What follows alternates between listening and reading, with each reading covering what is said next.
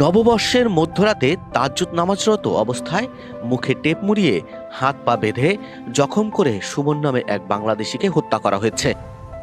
ঘটনাটি ঘটেছে দক্ষিণ আফ্রিকার নর্থ ওয়েস্ট প্রভিন্সির ওলমারানস্টান শহরে মার্কিওসি এলাকায়। গেল বুধবার সুমনের দোকান সারাদিন বন্ধ থেকে স্থানীয় বাঙালিরা পুলিশকে খবর দেয়। পুলিশের সহযোগিতায় দরজা ভেঙে ভেতরে ঢুকে দেখতে পায় সুমনের মুখে টেপ মোড়ানো, হাত পা বাঁধা অবস্থায় মৃতদেহ। তার শরীরে আঘাতের চিহ্ন রয়েছে। পরে পুলিশ তার মৃতদেহ ময়নাতদন্তের জন্য নিয়ে যায়। নিহত সুমন লক্ষ্মীপুর জেলার দালাল বাজারের পূর্ব নন্দনপুর গ্রামের বাসিন্দা।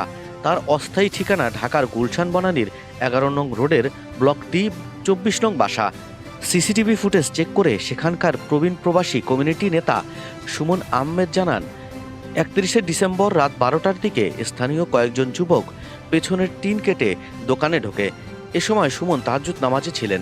তার মুখে টেপ মুড়িয়ে হাত পা বেঁধে আঘাত করলে অতিরিক্ত রক্তক্ষরণে সুমনের মৃত্যু হয়।